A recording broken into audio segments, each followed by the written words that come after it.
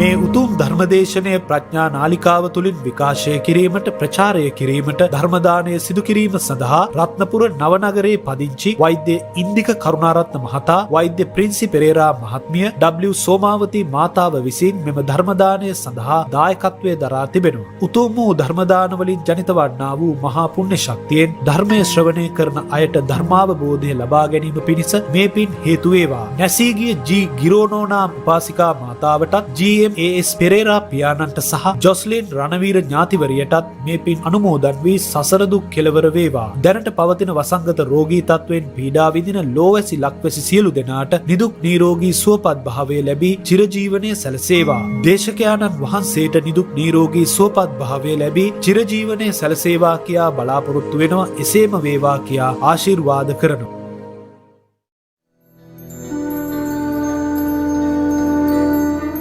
නමෝ තස්ස භගවතෝ අරහතෝ සම්මා සම්බුද්දස්ස. නමෝ තස්ස භගවතෝ අරහතෝ සම්මා සම්බුද්දස්ස. නමෝ තස්ස භගවතෝ අරහතෝ සම්මා සම්බුද්දස්ස. ඉද බික්ඛවේ යෝදා ජීවෝ දුරේ පාතිච හෝති අක්ඛන වේදීච මහන්තෝ කායස්ස පාදා ලේතා. එවමෙ කෝ භික්ඛවේ භික්ඛු තීහි අනං අංගෙහි සමන්නාගතෝ ආහුනේයෝ පාහුනේයෝ දක්ඛිනේයෝ අංජලි කරණේයෝ අනුත්තරං පුඤ්ඤක්කිත්තං ලෝකස්සාතිති. සදහවර පින්නතුනි,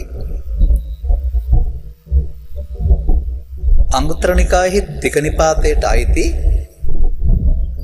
යෝධා ජීව හෙවත් යුද භටයාගේ චරිතයට උපමා කොට නිවන් මඟ දේශනා කළා වූ සූත්‍රයක රසය විඳින්නයි ඔබ මේ සූදානම්. මේව ඇත්තටම ඓතිහාසික මූලාශ්‍ර. අද යුද භටයා කොයි වගේද, එදා යුද භටයා කොයි වගේද කියන එක මේකේ රහස සැඟවිලා තිබෙනවා. බුදුන් වහන්සේ පැහැදිලි කර වදාහරනවා.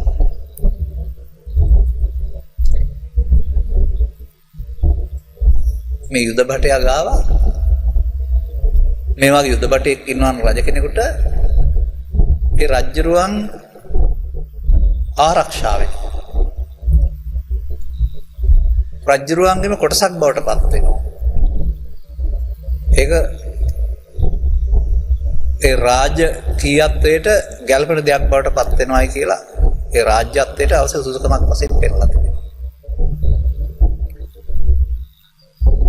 පළවෙනි එක දූරේච පාති හෝති. මේ යුදබදයට ප්‍රජාට පුළුවන්කමක් තියෙන්න වෙනවා තමන්ගේ රජ්ජුරුව බේරගන්න, දුර විදින්න. පළවෙනි හැකියාව දුර විදින්න පුළුවන් හැකියාව. දෙවෙනි එක අක්ඛන වේදීච, විදුලියෙන් විදින්න පුළුවන් වෙන්නේ.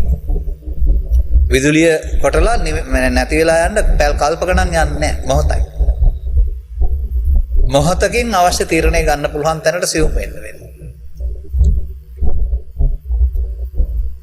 ඒ වගේම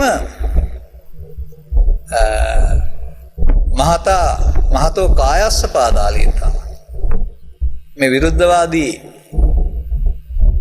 කැරලිකරුවන්ගේ නැත්තම් සටන්කරුවන් ඇඳගෙන ඉන්නවා ආරක්ෂිත 60. අද බලන්න. මේ 60 පසාරු කරගෙන යන්න විදින්න පුළුවන් වෙන්න ඕනේ. ඔන්න අක්ඛන වේදී කියන මේ වචන තුනේ තේරුම. එතකොට තේරුම් ගන්න. දූරේච්ච පාති හෝති අක්ඛන වේදී මහතා කායස්ස පාදාලීතා. දුර විදින්න පුළුවන් වෙන්න ඕන. විදුලිය එළියෙන් විදින්න පුළුවන් වෙන්න ඕන. ආරක්ෂිත 60 පසා කරගෙන යන්න පුළුවන් වෙන්න ඕන. එතකොට සතුරු ජය ගන්නේ නැහැ, රජුරවන්ට ආරක්ෂාව. එවමේකෝ භික්ඛවේ මහණෙනි භික්ෂුන් වහන්සේලා නැත්නම් ආර්ය පරපුර භික්ෂු භික්ෂුණී උපාසක උපාසිකා තුන් ආයතත් මෙන්න මේ අංග තුනෙන් සමංගාතං සමන්නාගත වෙන්න ඕනේ. දූරේ පාතිච වෙන්න ඕන, අක්ඛන වේදී එන්න ඕන. මහතෝ කායස්ස පාදාලේතා වෙන්න ඕන. අන්නර යෝධ මොකක්ද ඒකට කියන්නේ යෝධා ජීව නැත්තම් යුද බටයාගේ චරිත ලක්ෂණ ටික බුදුරජාණන් වහන්සේ නිවන් මාර්ගට ගල්පලා දේශනා කළේ කොහොමද? අන්න ඒවටයි බණ කියන්නේ. දැන් හොයන්න ඕන මොකද්ද මේ දුර ඊසල පතිතය කරන්න පුළුවන් මොකද්ද කියන්නේ. දුර දිග පේන්න ඕනනේ. කෙලින්ම මම මාත්‍රකාවට යනවා වැඩිපුර කාලය ගන්න නැතුව මොකද්ද මේ දුර පේන්නේ? එයාට නෙමෙයි ඔබට දැන් මේ දුර පේන්න ඕන මම කියනකොට හරිද?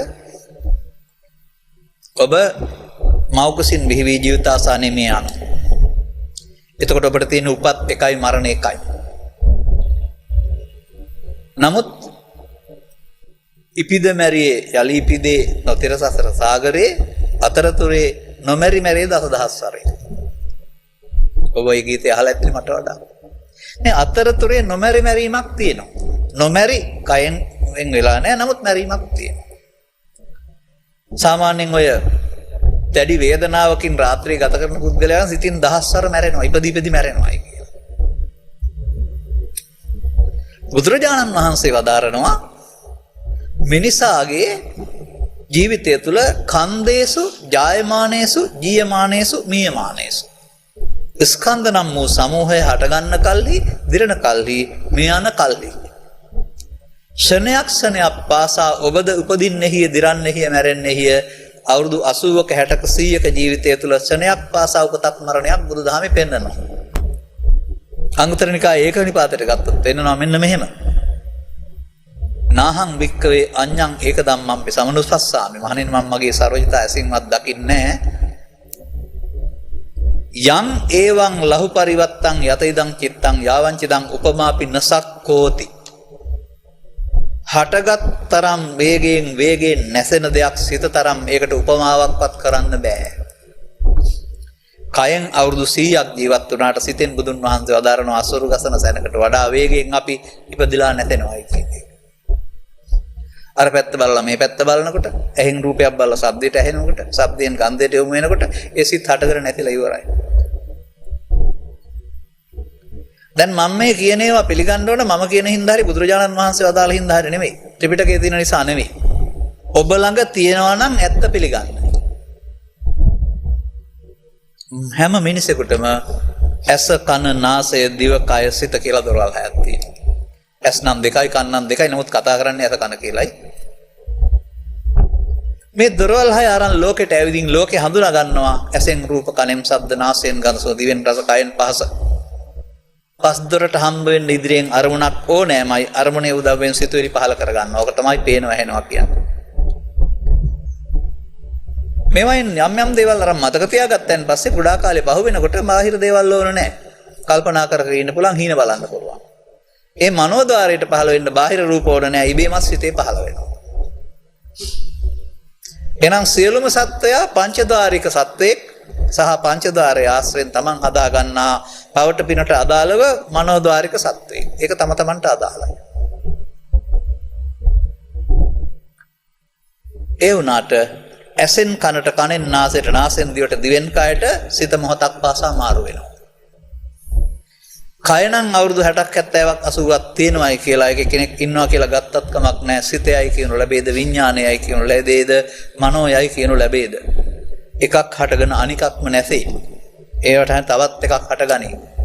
කොහොමද මේ හටගෙන නැසෙන එකේ මම කියලා කෙනෙක් ඉන්නේ කියලා බුදුහාමුදුරුවෝ අහනවා. කය නෙවෙයි සිතේ. කයේ ඉන්න මම නෑ කියන්නේ ඔක්කොම දන්නවා 32කට බෙදනවා බෙදලා පැත්තකින් තියනවා හිතින්. දැන් ඒකේ මම කියලා කෙනෙක් නෑ. හැබැයි යෝක ත්‍රිපිටකේ කොහොමවත් නෑ කවුරු හදුවද මම දන්නේ නෑ. බුදුන්වහන්සේ වදාරන්නේ සිතයයි කියනු ලැබේද මනෝයයි කියනු ලැබේද ඒකට එන දේ මම කොට ගැනීමෙන් මිදෙන්න පෘථග්ජනයට බෑ. මොනවද ඒකට එන්නේ? පවෙන්න පුළුවන් එහෙනම් පවයි මම වෙන්නේ. පිනෙන්න පුළුවන් පිනයි මම වෙන්නේ. ධානයෙන්න පුළුවන් ධානයයි මම වෙන්නේ. තරහ එන්න පුළුවන් තරහයි මම වෙන්නේ. බය එන්න පුළුවන් බයයි මම වෙන්නේ. ඊර්ෂ්‍යාව වෙන්න පුළුවන් අන්න බුදුදහමේ මම. මේ මම කොතනද ඉන්නේ? මේ තමයි දුරේ පාතිච දුර දකින්න. බලන්න මම කියන එක හරිද කියලා. මිනිස්සුන්ට තියනවලු තණ්හා හයක්. ච ඉමේ තණ්හා කායෝ. රූප තණ්හා, ශබ්ද තණ්හා, ගන්ධ තණ්හා, රස තණ්හා, පොට්ටබ්බ තණ්හා, ධම්ම තණ්හා. රූප තණ්හා කියන්නේ ශරීරයට තියෙන තණ්හාව නෙමෙයි, රූප අහෙන් බලන රූපෙට තියෙන ඇල්ම. ශබ්ද තණ්හා කියන්නේ ශබ්දයට තියෙන ඇලීම හෝ ගැටීම. ගන්ධ තණ්හා කියන්නේ ගන්ධයේ ගඳයි සුවඳයි කියලා ඇති කරගන්නා වූ ඇලීම ගැටීම. රසය රසයි තිත්තයි කියලා ඇති කරගන්නා වූ වෙදීම. ස්පර්ශය රළුයි ගොරෝසුයි හොඳයි නරකයි කියලා ඇති වෙන එක. සිතේ ඊර්ෂ්‍යාව, ක්‍රෝධය, පව්පින, ව්‍යානය, ධානය ඕන එකක් ඔස්සේ හට ගන්නා වූ අරමුණු ධම්ම. මේවට ඇලෙනවා. සත්‍යය යනු දොරවල් හයක එකතුවක්, දොරවල් හයෙන් ගන්න හය අරමුණු. මෙන්න මේ අරමුණක් තුළ සිදුවීම බුදුරජාණන් වහන්සේ අභිධර්මයේ විදිහට විග්‍රහ කරනවා. බලන්න ඇත්තද කියලා. චක්කුංච පටිච්ච රූපේච උප්පජ්ජ චක්කු විඥානං.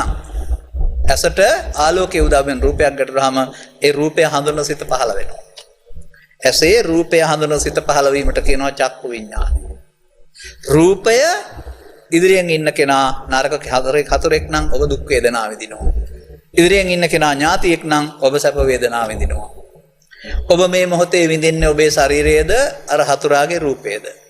ඔබ මේ මොහොතේ විඳින්නේ අර ඔබේ ශරීරයේද අර මිතුරාගේ රූපයේද?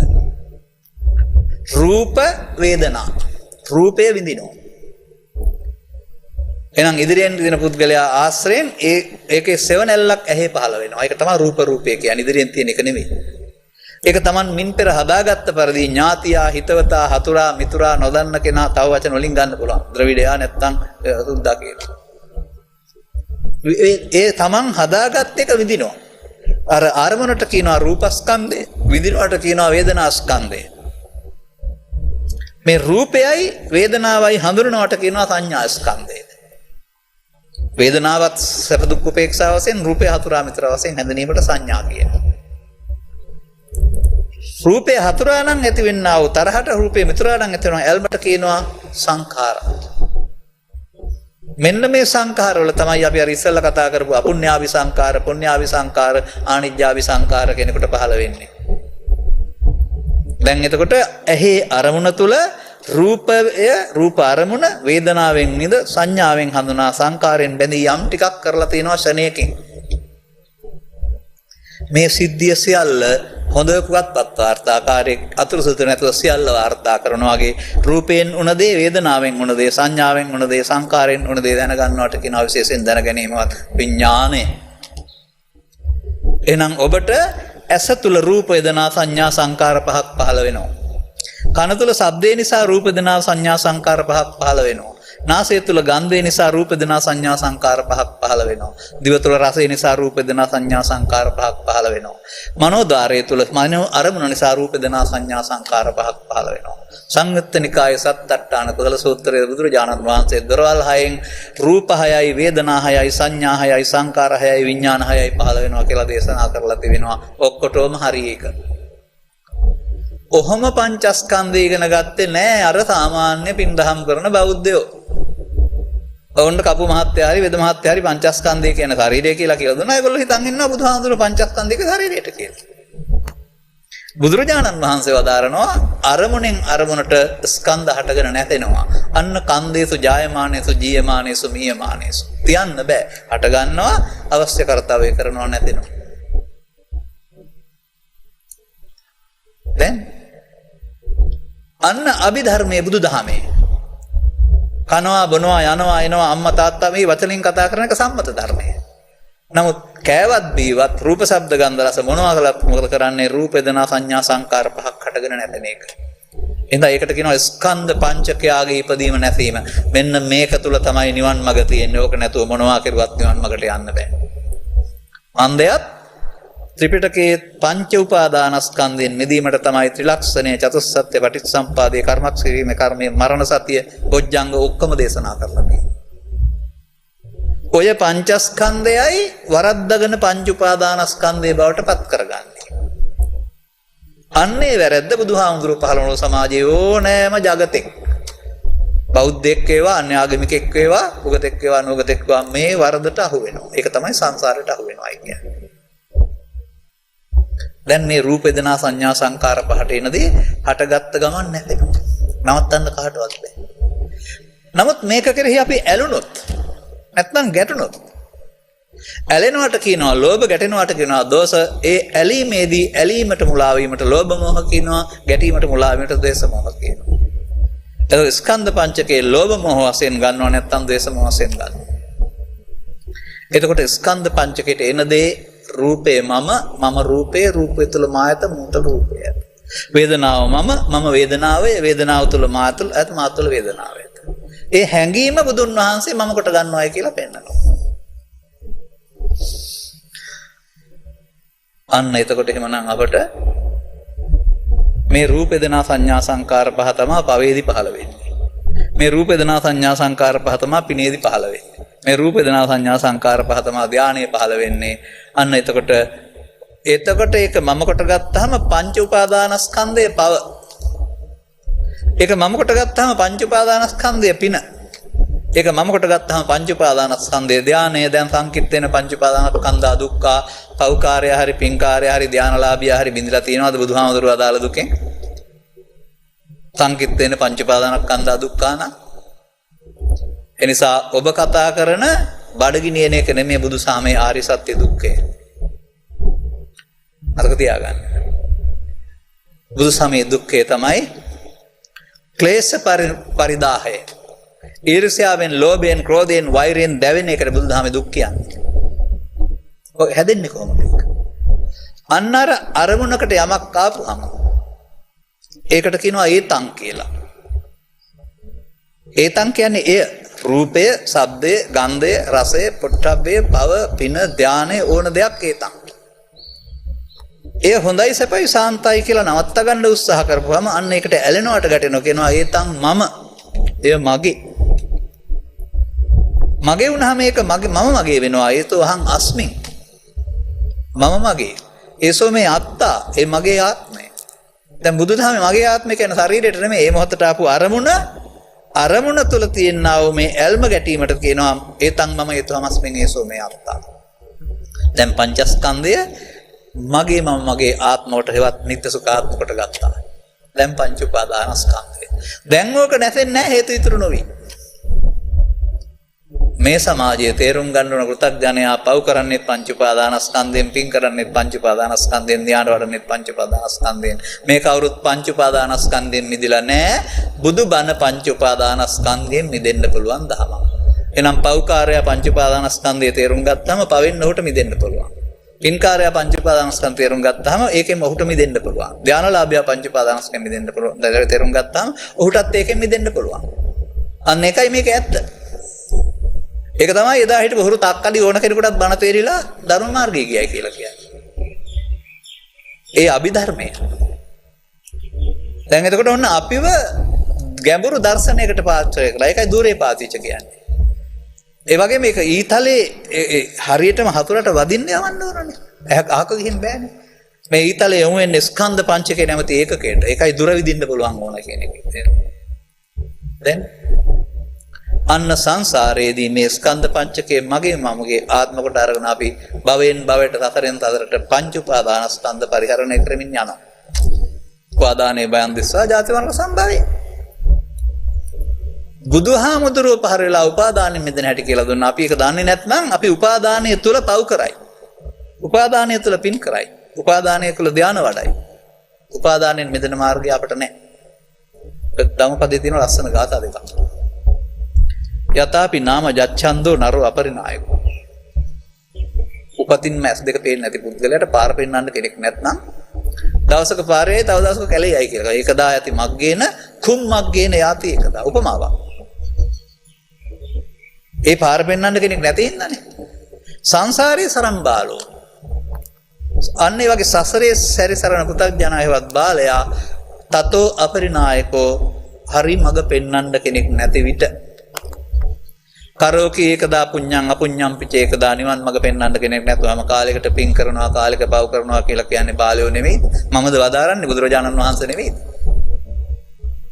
ඉන් එහාට පාරක් නෑ ඒකේ. ඒ බුදුන් වහන්සේ වදාළා දේ. ඒ තතෝ අපරිනායකෝ මඟ පෙන්වන්නේ නැති විට මඟ පෙන්නනවා නම් අන්න දැන් ඔබට තේරෙනවා එහෙනම් මම කියලා කතා කරන මම කියන අකුරු දෙකට හෝ ශරීරයට නෙමෙයි බුදු සමයේ මම කියන්නේ. ඔය ඇහැ නිසා පහළ වෙන රූප වේදනා සංඥා සංකාර පහට සක්කාය කියනවා. කන නිසා පහළ වෙන රූප වේදනා සංඥා සංකාර පහටත් සක්කාය කියනවා.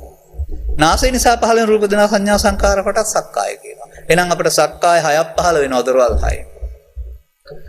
ඒකට එන දේ මමත්වෙන් බැඳීමට සක්කාය දිට්ඨි කියනවා. එහෙම සක්කාය දිට්ඨිය ඉගෙන ගත්ත කී දෙනෙක් ඉන්නවද කියලා අත උස්සන්න අපෙන් අරුණාම අන්න එතනයි මේ වැරද්ද තියෙන්නේ. ඉස්කෝලේ සක්කාය දිට්ඨිය කියන්නේ මමගේ ආත්ම කියලා මම කියන්නේ ශරීරය කියලා හිතන් ඉන්නේ. පණ දන්නේ නැති උපාසකම්ම කෙනෙක් පන්සල් ගිහින් ඉඳගෙන ශරීරේ කොටස් 32කට වෙලා මේකේ මම කියලා කෙනෙක් කියලා බණක් හදනවා ආමුදුරු හදලා නැහැ ඒක. ඕක කිව්වහම හිතන් ඉන්නවා මේක බුදුබණ කියලා. ඒවනේ මේ වෙලා තියෙන්නේ. ඒක තමයි අර සද්ධර්මයේ යටපත් වූ නොබබලයි විරුද්ධ බබලයි කියන්නේ. දැන් එතකොට මෙන්න මේ ස්කන්ධ පංචකය ලෝභ මෝහ දේශ මොහ වශයෙන් ගත්තාම ලෝභ දේශ මොහ දැන් ස්කන්ධ පංචකයට මම ආව පංච උපාදානස්කන්ධය දැන් ඒක නැතෙන්නේ හේතු ඉතුරු වෙලා ඒ හේතු ඉතුරු වෙලා නැතෙන එකට අවශේෂ නිරෝධය කියනවා නැත්නම් තණ්හානුසය ඉතුරු වෙනවායි කියනවා පවේදිත් හේතු ඉතුරු වෙනවා උපාදානයේ පිනේදිත් හේතු ඉතුරු වෙනවා උපාදානයේ ධානයේත් ඉතුරු වෙනවා හේතු උපාදානයේ අන්න එතනයි හොඳ දේවල් කරන්න උපාදානය කරගන්න එපයි කියලා අපි කියන්නේ. දැන් මම කියවනේ අර මට උදාහරණයක් මම මේ අර දරුවන්ට උදව් කරන ලබනාත්ම ඉපදිලා ශිෂ්‍යත්වයේ පාස් වෙන්න නෙමෙයි කියලා. ලබනාත්ම මාස ශිෂ්‍යත්වයේ පාස් වෙනවා කියලා මට ශිෂ්‍යත්වයේ පාස් වෙන්න නෙමෙයි මම අර උදව් කරන්නේ. අහිංසක දරුවෝ උද්‍යෝගිමත් කරන්න. සල්ලි තියනටත් දෙනවා නැතියටත් දෙනවා. ඒ නිසාම දෙන්නගෙන් පටන් ගත්ත එක 8 දෙනා දක්වා ඊළඟින් තියෙනවා මගේ දහම් පාදලද දරුවන්ගේ ශිෂ්‍යත්ව වාසය සංඛ්‍යාව. මත හතුරු නැද්ද? ඒ නිසා අපි කියන්නේ මිනිස්සෙක් හැබැයි නම් Tamande යමක් කමක් තියෙනවා. Tamande එක අපිරික්තයක් නම් මේ ලෝකේ උදව් උපකාර ලබන්න ඕන තරම් අය ඉන්නවා. කකුල් නැති අය ඉන්නවා, අත් නැති අය ඉන්නවා, ඇස් නැති අය ඉන්නවා. ආහාර සපයා ගන්න බැරි අය ඉන්නවා, අතරණ වෙච්ච අය ඉන්නවා. පන්සලේ චෛත්‍ය බෝධිය විතරක් නෙමෙයි මහමගත් එහෙම අය ඉන්නවා. ආර්ය පුද්ගලින් සේදෙන්නා වූ දාන විපාකයේ මහත්ඵලයි මහානිසංසයි ඒකත් ඇත්ත. නමුත් ඒක හොයන්න ඕගොල්ලන්ට බෑ. එතකොට ඒක දෙන්න ගියොත් එහෙම වෙන්නේ ලවෙඩියෙන් ලබන්න දෙනවා. අර හොඳ කෙනා හොයනවානේ. ඒක ලබන්නයි දෙන්නේ අර. ඇයි බඩගිනින්නේ ආර්ය පුද්ගලින් විතරද? අනිත් අයට බඩගිනින්නේ නැද්ද? බුදුරජාණන් වහන්සේගෙන් ආපුවම කාට දීපුවාද කාට දෙන්න ඕනේ කියලා පැහැදුන තැනට දෙන්න කියලා වදාළේ. නමුත් ඒලාම සූත්‍රයේ පැහැදිලි කරලා තිබෙනවා පෘථග්ජන පුද්ගලයා ඉඳලා රහතන් වහන්සේ දක්වා විපාක වැඩි කියලා. ඒකත් පිළිගන්න ඕන. නමුත් විපාක ලබන්න නෙවෙයි අනුකම්පාව පරෝපකාරය කියන්නේ අවශ්‍ය තරමට සුදුසු දෙදෙනෙකුට. ඒ පුද්ගලයා වශයෙන් අපි මේ කතා කරන්නේ එතකොට ස්කන්ධ පංචකය පිළිබඳව. කොයි දේ කරන්න ගියත් පාවිච්චි කරන්නේ ස්කන්ධ පංචකය. ඒකට අපි පෘථග්ජන ස්වභාවයේදී ඇලෙනවා. ඒතං මම යතෝහං අස්මින් ඒසෝ මේ අත්තා මේකට කියනවා මගේ ආත්ම හේවත් නিত্য සුඛ ආත්ම. අන්න මිනිස්සුන්ට තේරෙන්නේ නැහැ පවේදී පව නিত্য සුඛ ආත්ම වෙලා. පිනේදී පින නিত্য සුඛ ආත්ම වෙලා. ධානයේදී ධානයේ නিত্য සුඛ ආත්ම වෙලා. බුදුබණ නিত্য සුඛ ආත්ම නෙවෙයි අනිත් දුක්ඛ අනාත්ම. අන්න ධර්මයේ සරණ වෙනකොට කර්මයේ සරණට යටත් වෙච්ච හැටි. මේක තේරෙනකොට දැන් මේ භික්ෂුණී උපාසක උපාසිකානේ මේ පෙන්වන්නේ යෝදා ජීව උපමා කරලා. අපට තේරෙන්න ඕන අර දුරේ පාතිච දුර දකින්න පුළුවන් වෙනවා ස්කන්ධ පංචකය මමත්වෙන් ගත්තොත් නැසෙන්නේ හේතු ඉතුරු වෙයි. ඒකට කියනවා මඤ්ඤමානෝකෝ බික්ඛු බද්දෝ මාරස්ස. මමත්වෙන් ගැනීමෙන් මායයට බැඳේ කියන්නේ සසරට බැඳෙනවා. උපාදාන වෙලා හේතු ඉතුරු වෙනවා. ඒක තමයි පෘථග්ජනයා කරමින් ඉන්නේ. ඉඩම් ප්‍රශ්නයකට ගියත්, දේශපාලන ප්‍රශ්නයකට ගියත්, තවනකට ගියත්, යහපත් දෙයකට ගියත්, අයහපත් දෙයකට ගියත් ඕක ඇදගෙන ඕක ඔස්සේ එකට එක කරගන්න යනවා අරුණාම මම මූලිකකට දිනන්න යනවා ප්‍රශ්න විසඳ ගන්න ඕන කමක් නැහැ. තමන්ගේ පැත්තෙන් දිනන්නයි ඕනකමක් තියෙන්නේ. දැන් බුදුරජාණන් වහන්සේ කියවදාරනවා අමඤ්ඤමානෝ මුත්තෝ පාපි මතෝ. මායයට බැඳෙනවා කියන්නේ උපාදාන වෙනවා කියනවා. මොකද බුදුන් වහන්සේගෙන් අහනවා මාරෝති බන්තේ උච්චති කිත්තාවතානකෝ බන්තේ මාරෝති උච්චති කියලා.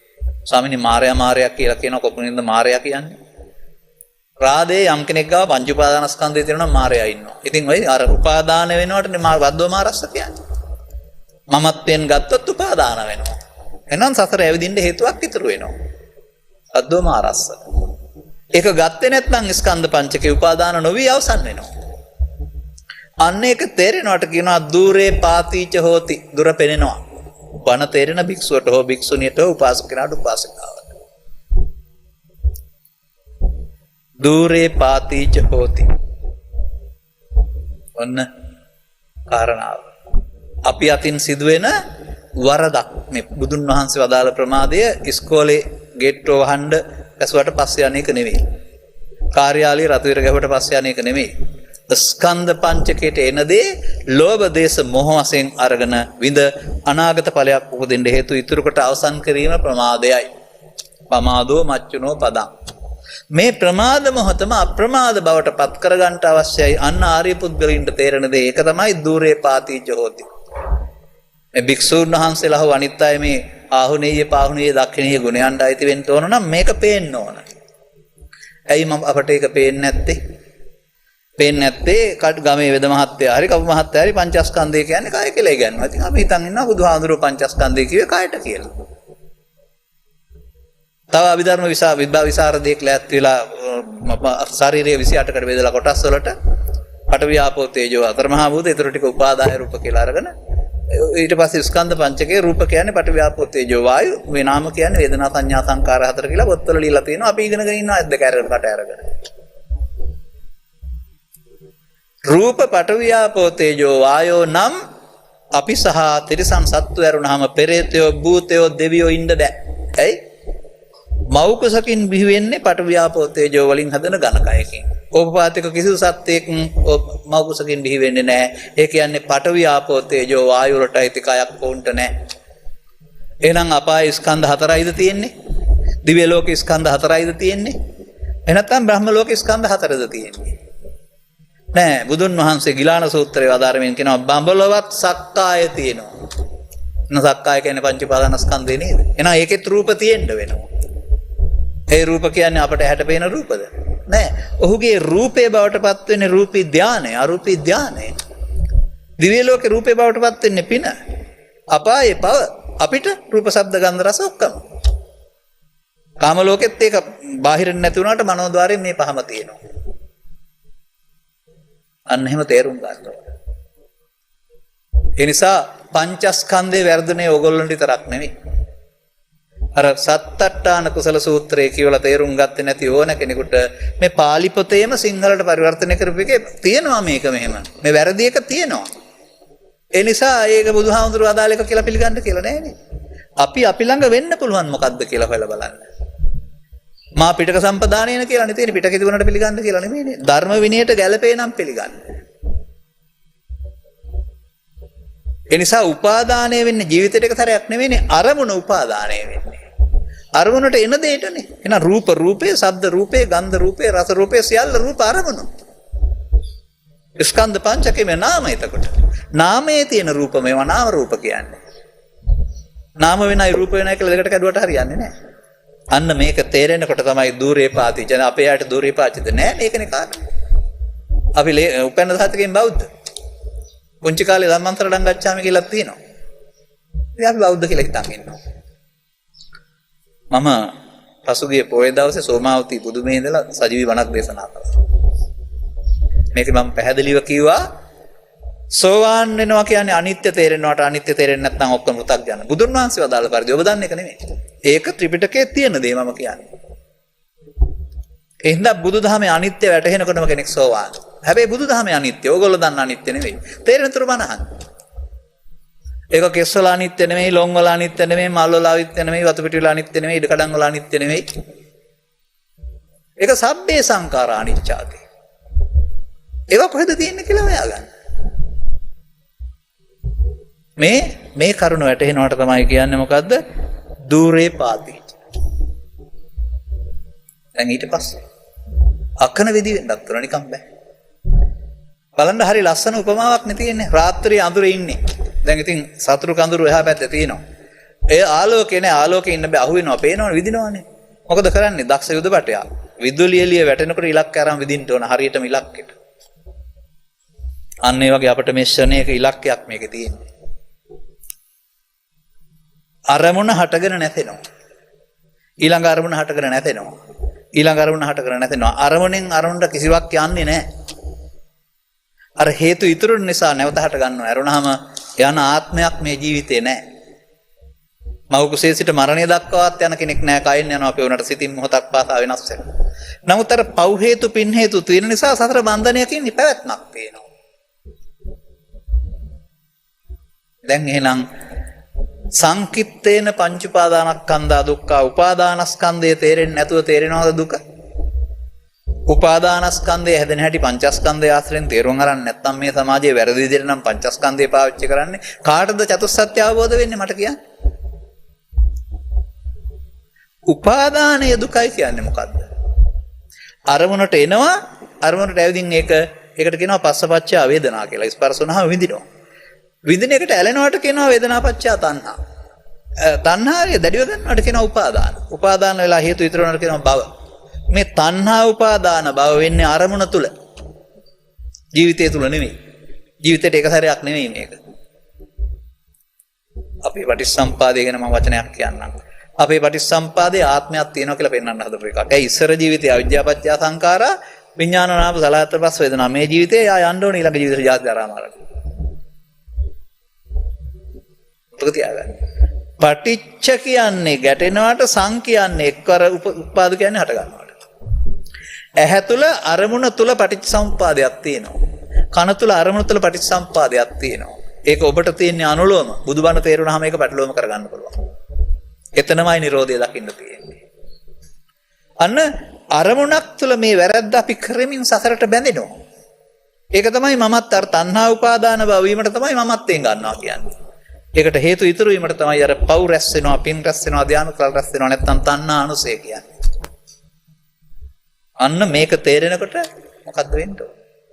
දුක ආය හටගන්නේ තියපුවා. ඒකට කියනවා ආය හේතු වලට අනුසය කියලා කියනවා. ඒක මෙලොව වශයෙන් ගත් කල ඊයේ වෙච්ච තරහ ආපහු හිතට එනකොට පරිඋත්ථාන කියනවා. හිතට ආවට බෑ කටට හරි වචනට හරි අතට හරි දෙන්න ඕන ඒකට කියනවා වීතික්කම කියලා. පරිඋත්ථාන වීතික්කම වෙන්නේ අනුසය තියෙන නිසා. අනුසය තියන්නේ මමත්වෙන් ගැනීමෙන්. අනුසයට තැබීම පමාවයි. අනුසය නොතැබීම බුදුදහමේ භාවනාවයි. ඔන්න ඇත්ත සිද්ධිය. මෙන්න මේක තේරෙනකොට මොකද්ද කියන්න තියෙන්නේ? ස්කන්ධ පංචකය මමත්වෙන් ගැනීම නිසා සසරට බැඳෙනවා. උපාදාන වෙනවා. පවෙන් බැඳුනහම අපායට, පිනෙන් බැඳුනහම කාමසුගතියට, ධානයෙන් බැඳුනහම බඹලොවට සියල්ල උපාදානීය තුල.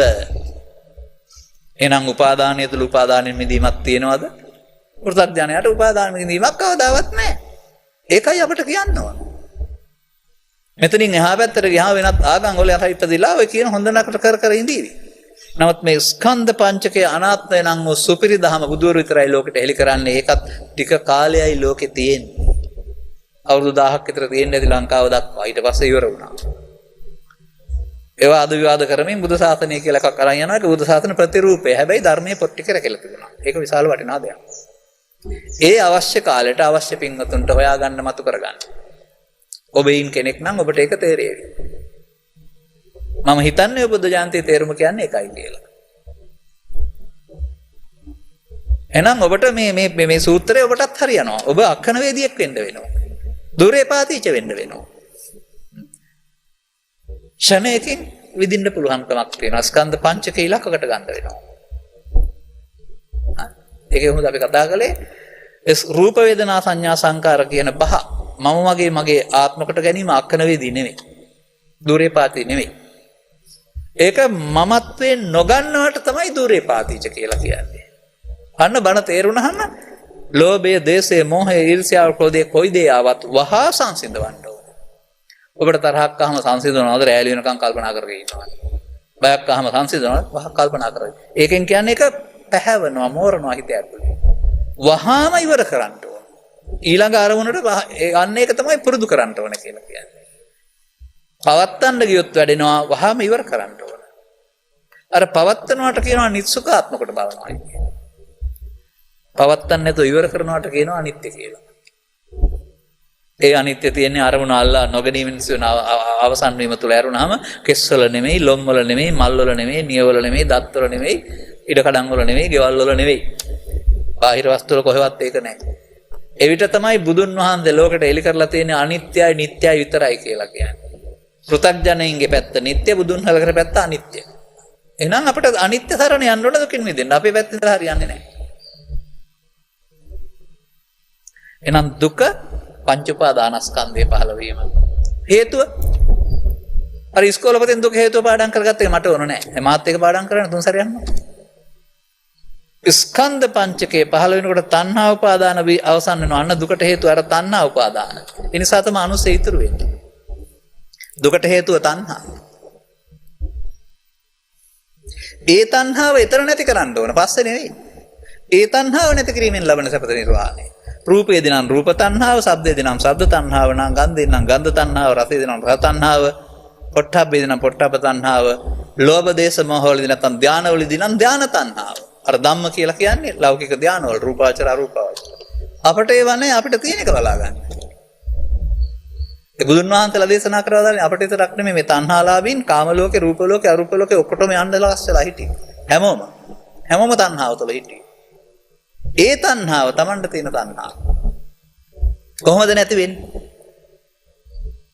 මේක තේරුම් ගත්තේ නැතුව Taman සන්තක සියල්ල පන්සලට බාර දුන්නත් නැත්නම් කොහාට හරි දෑවි දුන්නත් ඒක පරිත්‍යාග. බුදුන් වහන්සේ වදාළ ඡාග ධනං කියන්නේ ඕක නෙමෙයි. මේ ලෝභය, දේශය, මොහය අතාරිනවට ඒක ආර්ය ධනයක්. අම්මා හොර තාත්තා හරි ඉඩකඩම් හරි යුතුයකම් හරි මොකක්වත් අතාරලා හරියන්නේ නැහැ මේ ලෝකේ. ඕනනම් තරල උදාහරණයක් කියන්න මට දැන් නම් මතක නැහැ.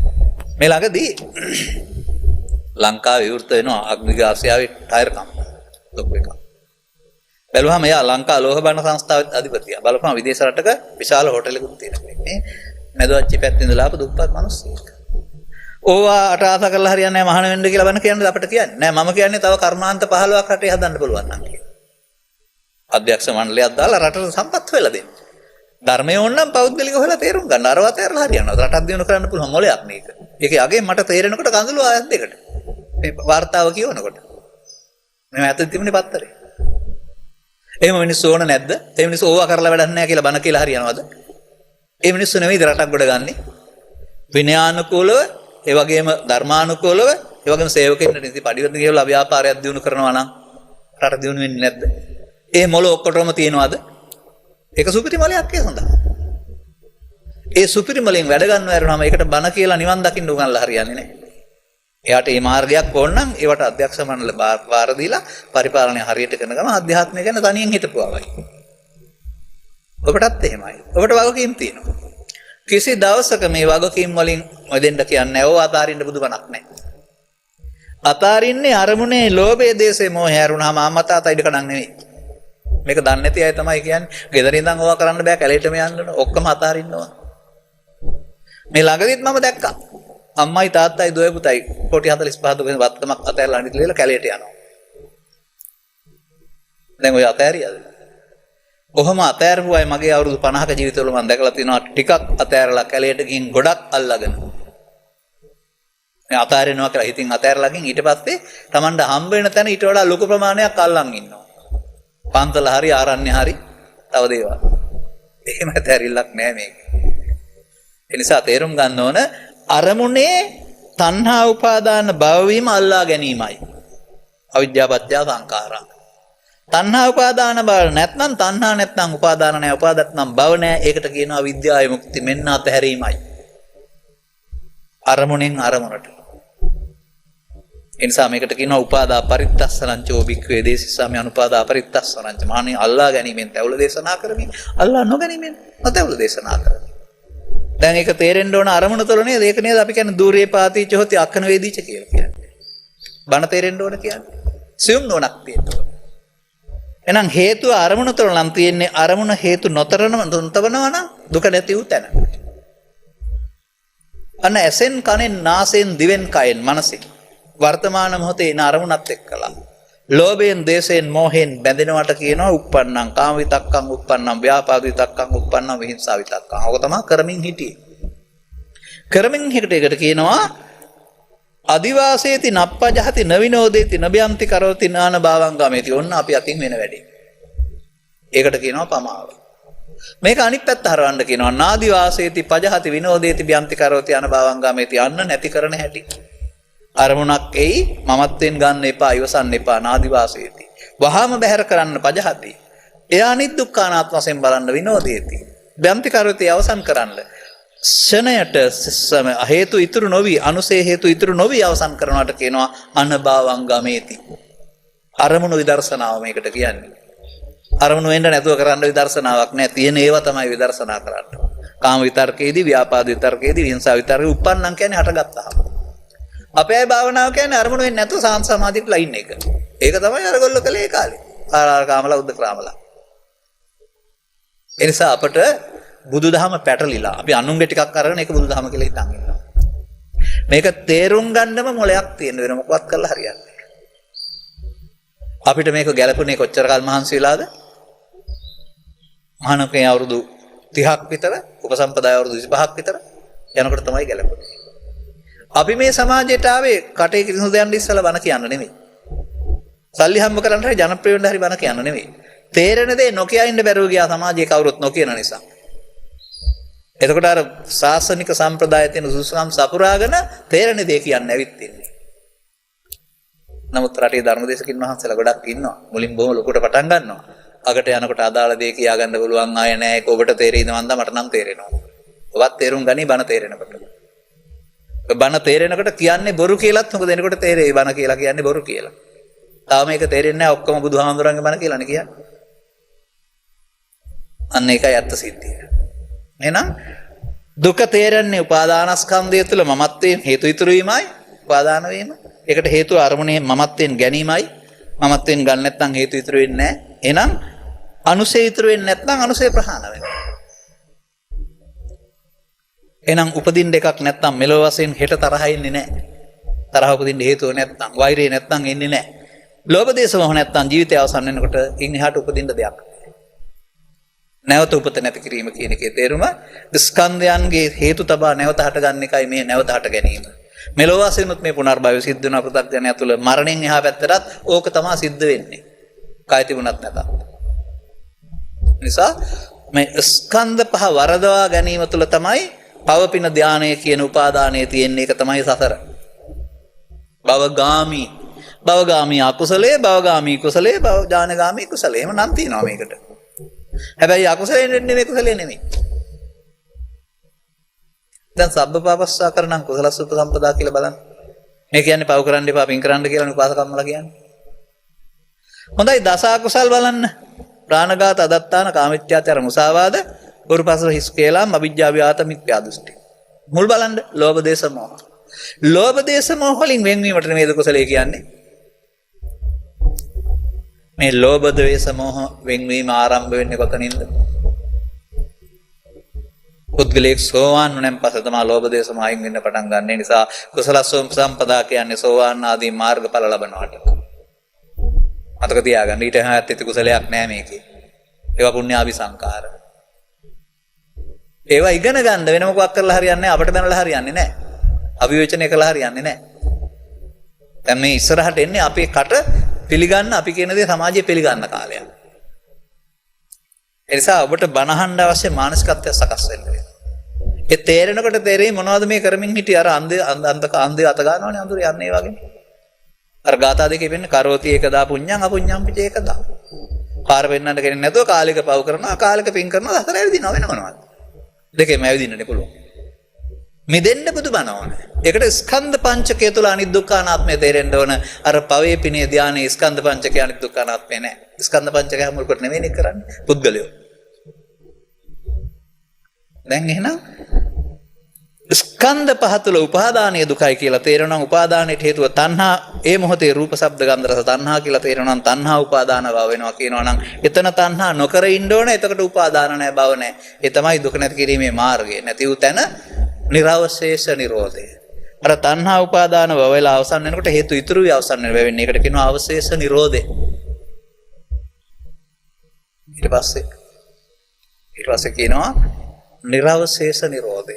ස්කන්ධ පහ හේතු ඉතුරු වී අවසන් වීම හේතු ඉතුරු නොවී අවසන් වීම කියලා දෙකක් තියෙනවා. මට තේරෙලා තියෙනවා මේ මිනිස්සුන්ගේ හිතේ. හේතු ඉතුරු වී අවසන් වීමට තමයි නිත්‍ය සුඛාත්ම කියන්නේ. අන්න පව් සිද්ධ වෙනවා කියන්නේ හේතු ඉතුරු වී අවසන් වීම. ඒ නිසා පව තමයි නිත්‍ය සුඛාත්ම උට. පින් සිද්ධ වෙනවා කියන්නේ හේතු ඉතුරු වී අවසන් වීම. ඒක පින තමයි නිත්‍ය සුඛාත්ම.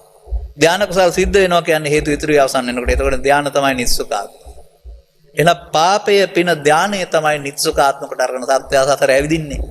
පාපේටයි අපුඤ්ඤාභි සංකාර කියන්නේ, පිනටයි පුඤ්ඤාභි සංකාර කියන්නේ, ධානයටයි ආනිජ්ජාභි සංකාර කියන්නේ. සබ්බේ සංඛාරා අනිච්චාති. බුදුබණ අපට සබ්බේ සංඛාරා අනිච්චාති නෙවෙයිද? සතර ඇවිදිනවා. එඳ සත්‍ය සතර ඇවිදින්නේ නිත්‍ය සුඛාත්ම නම් මුලාව තුළ. බුදුන් ලෝට එලි කරන්නේ අනිදුක්ඛ අනාත්ම නම් ධර්මය. මට කියන්න කිව්වොත් මේ බුදුබණ සාරාංශ කරලා අනිත්‍යයි නිට්ටයයි විතරයි බුදුහාමුදුරුවෝ ලෝකෙට දේශනා කරලා තියෙන්නේ. අනිත්‍ය නිසා මිනිසුන් දුකින් මිදෙයි, නිට්ටය නම් දුකටපත් වෙයි. එච්චරයි මට කියන්න තියෙන්නේ. එතියෙන්නේ.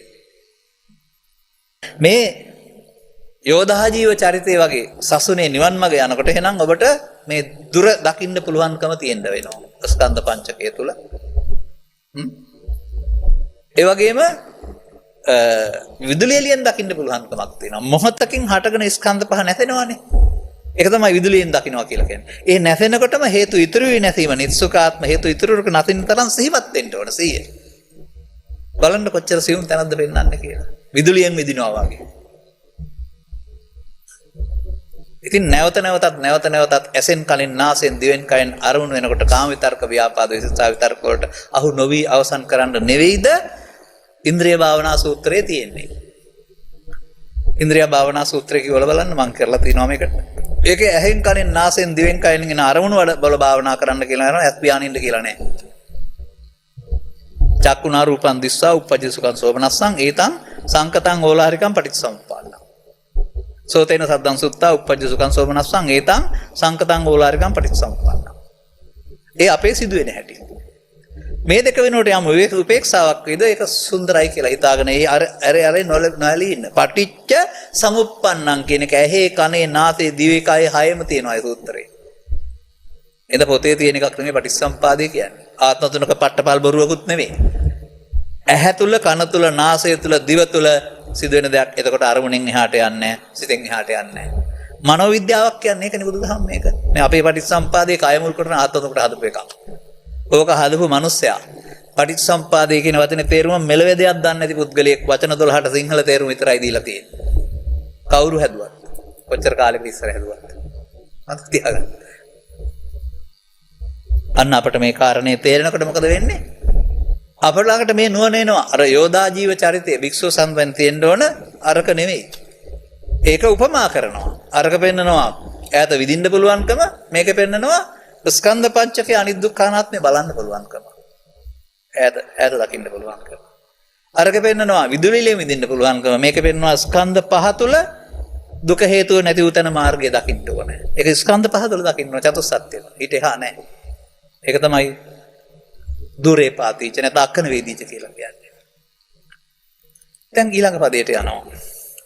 ඇසෙන් කනෙන් නාසයෙන් දිවෙන් කයෙන් අරමුණු රසය විඳිනකොට මෙන්න මෙහෙමයි වෙන්නේ. තින්නම් සංගති පස්සෝ. ඇසට ඇසේ පෙනීම, ඉදිරියෙන් තියෙන රූපයේ සෙවණැල්ල වැටීම සහ චක්කු විඥානය පහළ වීම.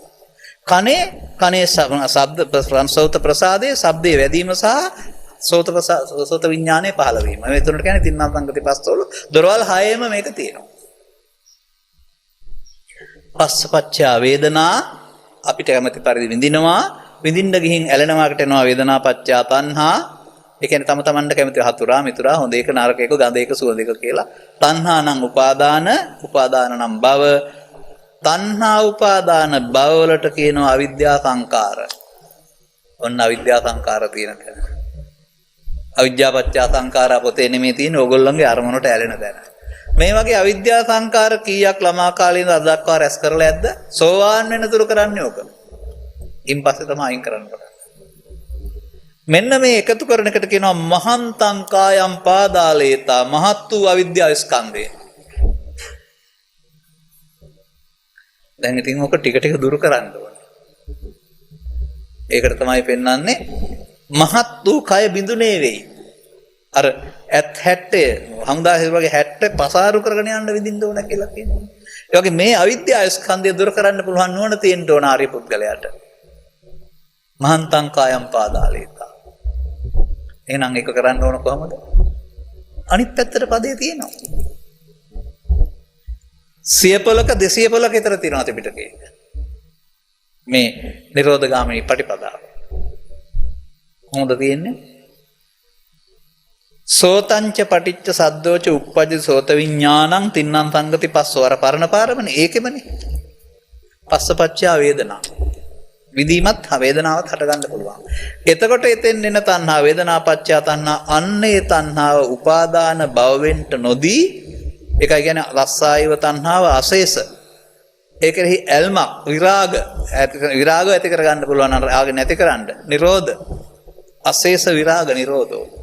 ශේෂ වෙන්නේ නැතුව ඒකෙහි රාගේ නැත්නම් නන්දිය අතහරින්න පුළුවන් නම් තණ්හා නිරෝධා. තණ්හා නැති වෙනවා. එහෙනම් තණ්හා නැත්නම් උපාදාන නැහැ, උපාදාන නැත්නම් භව නැහැ. අරමුණ තුල. තණ්හා උපාදාන භව නැත්නම් මොකක්ද ඒකට කියන්නේ ඉස්සරහ පැත්තට? තණ්හා උපාදාන භව අවිද්‍යා සංඛාරා නම් තණ්හා උපාදාන භව නැති එකට කියනවා විද්‍යා විමුක්ති. ඔන්න භාවනාවේ ප්‍රතිඵලය බුදුන් හමු වෙන හැටි. අරමුණක් පාසා. ඉතින් නැවත නැවතත් මේ අවිද්‍යා ස්කන්ධය මහත්ව අවිද්‍යා ස්කන්ධය මොකද කරන්න ඕනේ? තද 70 විදලා පසාරු කරගෙන යන්න විදලා ඉවර කරන්න. ඒ වුණාට අපේ බුද්ධ ආගමේ අවිද්‍යාපත්‍ය සංඛාරා උගන්ලා තියෙන ඉස්සර ආත්මය. අවිද්‍යාපත්‍ය සංඛාරා ඉස්සර ඊට පස්සේ සංඛාරපත්‍ය විඥානනේ මවකසට. මට පෙන්වන්න ඉස්සර ආත්මයට ගිහින් අවිද්‍යාව දුරු කරන්න පුළුවන් කෙනෙක් හා. ඒ හින්දා අපේ පටිච්චසමුපාදේ ප්‍රායෝගික නැහැ. අතීත ආත්මයට යන්න බෑනේ කාටවත්. හැබැයි මේ අපි පෙන්වන එකේ දැන් අවිද්‍යා සංඛාරය දැන් නිරෝධ කරන්න පුළුවන්. එනිසා බුදුරජාණන් වහන්සේ වදාරන්නේ වර්තමානයේ ජීවත් වෙන්න. ඔය ඔබ අහලා තියෙන කතාවක් දෙකක් ගන්නකො. බාහියට දිත්තේ දිත්තමත්තම් භවිස්සති. අතීතං නානුසෝචන්ත නප්පජප්පන්ති නාගත. අතීතය ගැන හිතලා දුක් වෙන්නේ නැහැ. අනාගතය ගැන හිනමවන්නේ නැහැ. පච්චුප්පන්නේන යාපෙන්ති. පච්ච උත්පන්න කියන්නේ ප්‍රත්‍යයෙන් හටගන්න. ඇහි කනේ නාසයේ දිවේ කයේ ප්‍රත්‍යයෙන් හටගන්න දේ. ඔය පච්චුප්පන්න කියන්නේ ඒකට. ඒ ප්‍රත්‍ය ගොඩකින් හටගන්නවා. එතන මමත්වයෙන් නොගෙන අවසන් කරනවාට කියනවා පච්චුප්පන්නේන යාපෙන්ති. එතකොට මොකද වෙන්නේ? මහත් වූ අවිද්‍යා ස්කන්ධය සංසාරේ ගොඩ ගහගෙන ආවා. දැන් මොකද වෙන්නේ? ටික දුර වෙන්න පටන් ගන්නවා. ඒ මොකක් නිසාද? ඒ අරමුණක් තුළ ඒතන් මම හේතු හමස්මින් ඒසෝ මේ අත්තා වශයෙන් දැකීම නිත්සුකාත්මයි. එතකොට හේතු ඉතුරු වෙනවා. අන්න සංස්කාරයන්ගේ මම ඒක පදයක් එක්කලා කියන්න නැත්නම් හරියන්නේ නැහැ. අට්ඨාන මේතම් භික්කවේ අනවකාසෝ යං දිට්ඨි සම්පන්න පුද්ගලෝ කිංචි සංකාරං නිච්චතෝ උපගච්ඡය නේතං ඨානං විජ්ජති. මොකද මේ කියන්නේ? මහණෙනි අවකාශයක් නැහැ සෝවාන් පුද්ගලයෙකුට කිසිදු සංඛාරයක් නිත්‍ය වශයෙන් ගන්න ඒක වෙන්න බැරි දෙයක්. ඒ වුණාට පෘථග්ජන පුද්ගලයෙක් සංඛාරයක් නිත්‍ය වශයෙන් ගනීද ඒක වෙන්න පුළුවන්. දැන් තේරුණාද නිත්‍යයි අනිත්‍යයි අතර වෙනස කියලා සෝවාන් කියන්නේ? අර හේතු ඉතුරු වෙන්නේ නිත්‍ය සුඛාත්මකට ගැනීමේදී. එහෙනම් පෘථග්ජන පුද්ගලයාට භාවනාවක් නැහැ කර්මක්ෂය කරන. ඔහු කර්ම රැස් කරන්නේ ඔහු කර්ම මාර්ගය යන කෙනෙක්. ඒකම සෝවාන් පුද්ගලයා ඒක අල්ලා නොගැනීමෙන් අවසන් කරනවා. එතකොට කර්ම රැස් වෙන්නේ නැහැ ෂය වෙනවා. එහෙනම් බුදු සමයේ මේ නිත්‍ය අනිත්‍ය තියෙන්නේ කොහෙද? සංඛාරයේ රූප වේදනා සංඥා සංඛාර ස්කන්ධේ හටගෙන නැසෙන්න පෙර අල්ලාගෙන නැතිවම නිත්‍ය සුඛාත්මයි, අල්ලා නොගෙන නැතිවම අනිදුක්ඛානාත්මයි. අල්ලාගෙන නැතිවම සසරේ ඇවිදින පාරයි, අල්ලාගෙන නොගෙන නැතිවම සසරෙන් මිදෙන පාරයි. අල්ලාගෙන නැතිවම කම්මන්තරණං ගච්ඡාමි, අල්ලාගන්න නැතුව නැතිවම ධම්මන්තරණං ගච්ඡාමි. මේක තේරෙන තුරු බණ අහන්න. ඊට පස්සේ ධම්මන්තරණං ගච්ඡාමි කිය ඉන්න ඕනේ නැහැ. මේ ධර්මය සරණ කරගන්නවා. ඊට පස්සේ ආ මහත් වූ කායෝ පාදාලේති. මහත් වූ අවිද්‍යාස්කන්ධය විඳින්න පටන් ගන්නවා. එහෙම බණ මේවායේ තියෙනවා ත්‍රිපිටකේ. යුද්ධ බටයාගේ චරිත ලක්ෂණ තුනක් අරගෙන බුදුහාමුදුරුවෝ භික්ෂුවගේ භික්ෂුණියගේ උපාසකතුමාගේ උපාසිකාවගේ කාර්යභාරය ගලපලා තියෙනවා. මෙන්න මෙහෙම පදයකුත් අවසන් වශයෙන් කියනවා. කිම්බිල කියලා භික්ෂුන් වහන්සේ නමක් ඉන්නවා. උන්වහන්සේ ඇවිදින් අහනවා ස්වාමීනි බුදුරජාණන් වහන්සේ පිරිනුවන් අඩියෙන් පස්සේ ශාසනය ස්ථාවර නොවෙන්න හේතුව මොකද්ද? භික්ෂු භික්ෂුණී උපාසක උපාසිකා සිව්වණක් පිරිස බුදුන් කෙරෙහි ධර්මයේ කෙරෙහි සංඝයා කෙරෙහි ශික්ෂා කෙරෙහි විශ්වාසයක් නැතුව ඔවුනොන් සමගියක් නැතුව ජීවත් වෙන එක. ඒක නෙවෙයිද අද වෙලා තියෙන්නේ. බුදු සසුන ස්ථාවර වෙනවා නම් කොහොමද? භික්ෂු භික්ෂුණී උපාසක උපාසිකා බුදුන් කෙරෙහි ධර්මයේ කෙරෙහි සංඝයා කෙරෙහි ශික්ෂා කෙරෙහි සහ ඔවුනොන් කෙරෙහි නොවී ඉන්නවා නම් සසුන ස්ථාවර වෙනවා. බුදුන් කෙරෙහි විශ්වාස නැති හින්දා නේද අනාගත බුදුහාමුදුර වෙනකන් ඉන්නේ. කො අපේ බුදුන්ට විශ්වාසයක් තියෙනවද? ධර්මයේ කෙරෙහි විශ්වාස නැති හින්දා නේද මෛත්‍රී බුදුහාමුදුර වණ කියනකන් ඉන්නේ. සංඝයා කෙරෙහි විශ්වාස නැති නිසා නේද ආර්ය සංඝ රත්නයට මහා සංඝ රත්නයට දානෙට වැඩම කරන්නේ. ශික්ෂා කියන්නේ ශික්ෂාපද කියලා හිතන් ඉන්නව නේද? ශික්ෂා කියන්නේ ත්‍රිශික්ෂාව. ශික්ෂාව ආර්ය ශ්‍රාණික මාර්ගයට බෙදපුවාම ප්‍රඥා සීල සමාධි අපේ කට්ටියට සීල සමාධි ප්‍රඥා නෙවෙයිද? ඉතුරු වෙයිද ශාසනයක්? අර සූත්‍රය අරන් බලන්න. චිරස්ථායි වෙන්න නම් අපිට බුදුන් හඳුනාගෙන ධර්මය හඳුනාගෙන සංඝය හඳුනාගෙන මේ ත්‍රිශික්ෂා කියන්නේ ප්‍රඥා සීල සමාධිය වලට හරි මාර්ගය යන්න ඕන. එතකොට හරි බණ එළියට එනවා වැරදිව තමන් දන්න මට්ටමේ ඉන්නේ කියන්නේ ඒකට සමාව දෙන්න ඕන ඊට පස්සේ. අපි එහාට දකින්නකොට අවුරුදු 40කට මම කිව්වා එහෙම නම් මේවා නෙමෙයි කියනවා ඇත්තේ. එදාට තේරෙන බල. නමුත් අපි එනවනේ ගැඹුරට. එනකොටනේ අපි කියන්නේ. ඒ නිසා අනිත් අයටත් එන්න පාර දෙන්න ඕන. නමුත් ධර්මයේ දේශනා කරන්න මම හිතනවා පැවිද්දේ අවුරුදු 25 30ක් විතර උපසම්පදායෙන් අවුරුදු 20ක් පහු කරලා ධර්ම ගවේෂණය කරලා සංසන්දනය කරගෙන සමාජයට ඇත්ත කියන්න ඕන. ඒක තමයි ශාසනයේ තියෙන සුසුකම. අද මහාන වෙලා හෙට බණ කියන්න බෑ. සාමනීර භූමිය ඉඳන් බණ කියන්න බෑ. මතක තියාගන්න. උපසම්පදා කරන්නේ අවුරුදු 7ක් සාමනීර භාවයේ හිටපුවා. උපසම්පදා අවුරුදු 5ක් යනතුරු ශිෂ්‍යෙක් මහාන කරන්න දෙන්නේ නැහැ. උපසම්පදා අවුරුදු 10ක් යනතුරු උපසම්පදාව දෙන්නේ නැහැ. උපසම්පදා අවුරුදු 20ක් යනතුරු මහතර කියන්නේ නැහැ. මහතර කියන්නේ නිකන් ඉසකැසු දෙනව නෙමෙයි. එහෙනම් මේ ධර්මයේ හදාarලා තියෙන සම්පූර්ණයෙන්. අන්න ඊට පස්සේ ධර්මයේ නිර්වෘල් තැන් හෙලි කරන්න අයිතියක් තියෙනවා. වැරදි නම්. බුදුහාමුදුරුවෝ වැරදි නෙමෙයි අතින් අතනකට අපි වරද්දාගත්තා. එහෙමයි මේ ධර්මදර විනයදර කියන වචනේ පාවිච්චි වෙන්න ඕන. ඒ නිසා අපි මේ පැහැදිලි කරන දේ අපි කියන්නේ අපි විශ්වාස කරන්න නෙමෙයි. අපි වදහන්න නෙමෙයි. කතාව ඇත්ත නම් අනුගමනය කරලා බලන්න. එහෙනම් ඊට පස්සේ මේ කාරණා තුනම ආර්ය මාර්ගයට සම්බන්ධයි. ඒක අර ආහුණෙය පාහුණෙය දක්ෂිණෙය කියලා කියන්නේ. එතනින් පස්සේ තමයි මේ වැඩේ සිද්ධ වෙන්නේ මේ. මොකද්ද? පළවෙනි එක දුරේ පාතිච. දුර දකින්න පුළුවන් වෙනවා ස්කන්ධ පංචකේ මම නොවන මගේ ආත්ම බවට නොවන බවට. ස්කන්ධ පංචකයේ දුකට හේතුව නැතිව උතන මාර්ගයේ වශයෙන් දකින්න පුළුවන් වෙනවා ඒ අක්කන වේදීච. ඊට පස්සේ එතන ස්කන්ධ පංචකේ නිරවශේෂ නිරෝධය දකින්නකොට ඒකට කියනවා මහත් වූ අවිද්‍යා කාය බින්දිනෝ. ඔන්න චරිත ලක්ෂණ. මට පිහිටියොත් මගේ ළඟ සිද්ධ වෙයි ඔබට පිහිටියොත් ඔබ ළඟ සිද්ධ වෙයි. ස්ත්‍රී පුරුෂ ભેදයක් ගිහි පැවිදි ભેදයක් නැත. ඒවා කවුද හදපු බොරු. තේරෙන්න විතරයි ඕන. පඤ්ඤාවන්තස්ස අයන් ධම්මෝ නායන් දුප්පඤ්ඤස්ස වුණාම මේ ධර්මයේ පැවිද්දන්න මිසක් ගිහියන්න නෙවෙයි කියලා කිව්ව බණපතක් මට හම්බ වෙලා නැහැ. ඔය කට්ටිය එහෙම සමාජයේ කීවට. මේ බණ ප්‍රඥාවන්තයින් සඳහා පමණයි. ප්‍රඥාවන්ත භාවයට ස්ත්‍රී පුරුෂ තියනවාද? ගිහි පැවිදි තියනවාද ආයේ? අනුගමනීය ප්‍රතිපදාවක්. අරපේ සාමාන්‍ය අය සඳහා පෙන්වලා කරුණු පැහැදිලි කරලා මෙන්න ඊට පස්සේ ඕන කෙනෙකුට තේරුම් ගැනීම තුළ අනාත්ම දර්ශනය පැහැදිලි වෙන හැටි. ඊට පස්සේ අවුරුදු 15න් තේරුණා නම් එතනින් එහාට අනාත්ම දර්ශනය. 20න් තේරුණා නම් එතනින් එහාට අනාත්ම දර්ශනය. 30න් තේරුණා නම් එහෙමයි. තේරුම් ගත්ත තැන ඉඳන් ඔහු ආපහු යනවා. කර්ම රැස් කරන්නේ නෙමෙයි කර්මසේ කරන්නේ. එහෙනම් ලෝභ දේශම රැස් වෙන්නේ නැහැ. ෂේ වෙනකොට ඒ යන්නේ බුදුන් වහන්සේ කරා. ඒ දකින්නේ නිවන්. ඒවා බින්දුවට බස්සලා බලන්න හිතේ තියෙනවා අර ධානලාභීන්ගේ කෙලෙස් යටවත් වෙන සමාධිය නෙමෙයි ලෝකෝත්තර ධාන සහිත සමාධිය. ඒකට ආනන්තරික සමාධිය කියලා කියනවා. ඔතෙන්ටපත් වුණාම මේ ලෝකේ තියෙන මොනම ධර්මයකටවත් අපිව අවුස්සන්න බෑ. ඇවිස්සෙන්න කාරණා ලෝකෙ නෙමෙයි තියෙන එක පුංචි ප්‍රත්‍යක් විතරයි අපි ළඟ තියෙන ලෝභ දේශ මායය ඇවිස්සෙන්නේ. ඒවා නැතුවම අරෝධාමේ කම්පාන වේ කියන්නේ ඕක හිස් කරගන්නවා. ඔය භවංගේ නැත්නම් යටිසිත නැත්නම් මිනිසය හිස් කරපුවාම එදාට තමයි සැබෑ මිනිස්සු ඉන්නේ. අවංක අහිංසක අපිටකම් කරන්නේ නැති, වෛර කරන්නේ නැති, ප්‍රෝධ කරන්නේ නැති, මිනිස්සුන්ට මිනිස් වශයෙන් සලකන, ಜಾති ආගම් කුල මොකක්වත් නැති සැබෑ මිනිස්සු ඉන්නේ එතකොටයි. එහෙනම් මිනිස්කම රජ කරවන්න පුළුවන් ධර්මයේ සරණින්. ආණ්ඩුවට පුළුවන් නීතියක් හදලා වැරදි කාර්යයට දඬුවම් දෙන්න. ඒක තිබුණාවයි හරි දේ පිළිගන්නේ නැති අය හදන්න. පව්පියුම් විශ්වාස ඉස්සා කරන්නේ නැති වැරදි කරන අය හදන්න ඒක තියෙන්න ඕන. දෙවෙනි පියවර තමයි පෘථග්ජන භාවය තුළ පව්පින් දෙකක කර්ම විපාක විශ්වාස පෙන්වලා පරලෝක දුකටපත් වෙන්න වෙන නිසා පව් කරන්න එපායි කියලා පින මත හික්මන එක. දෙවෙනි ප්‍රතිපදාව. තුන්වෙනි එක තමයි අපි මේ කතා කරන සුපිරි ප්‍රතිපදාව ධර්මයේ තේරුම් ගත්තාම පව් නොකරන බව. ඒවත් උපාදාන කරගන්න නැති බවේ. ඒකට කියනවා ධම්මාදිපතෙය්‍යුම් කියලා.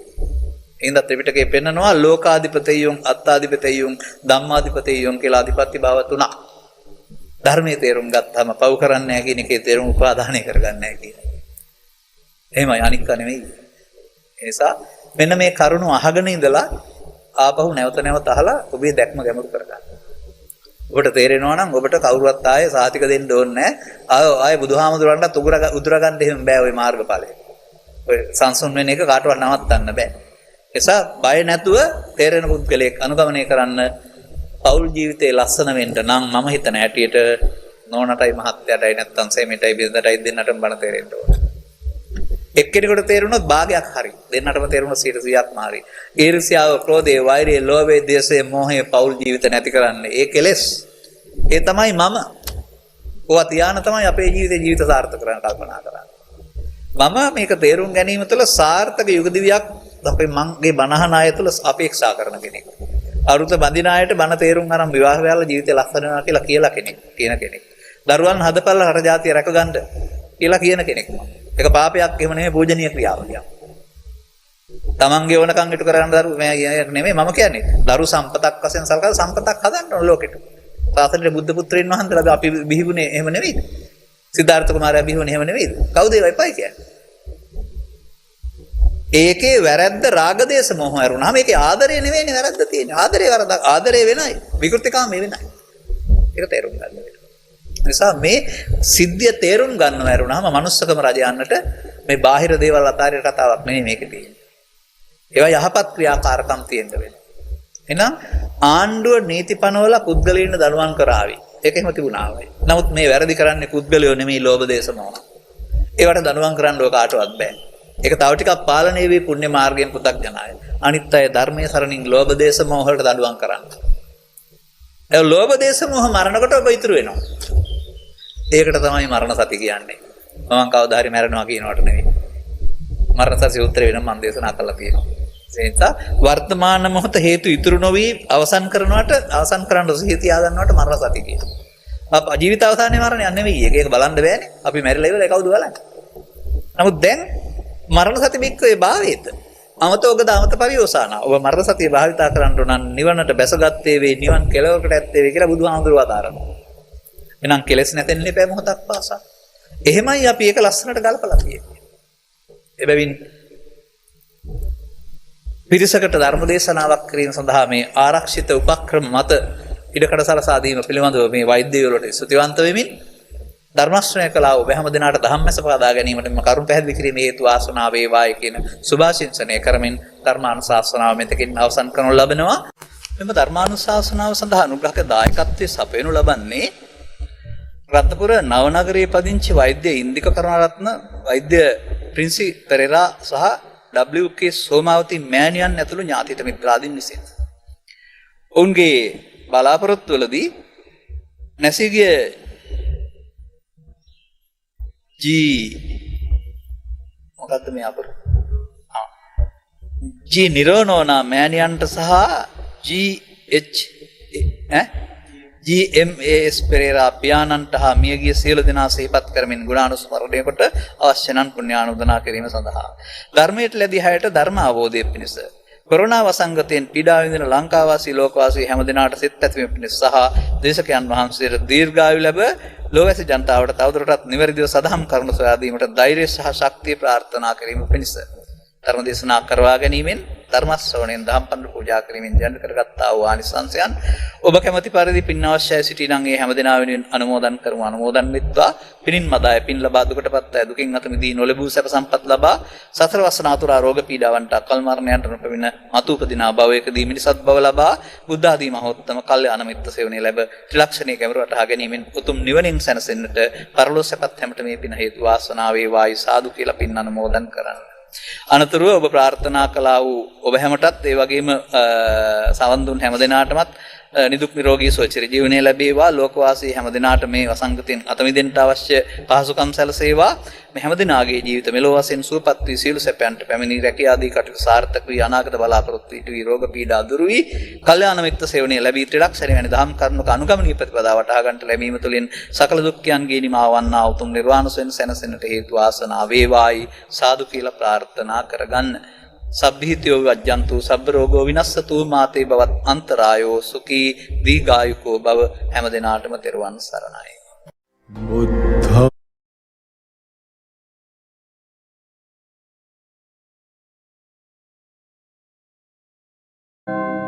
දේශක්ඛයෝ නිබ්බානං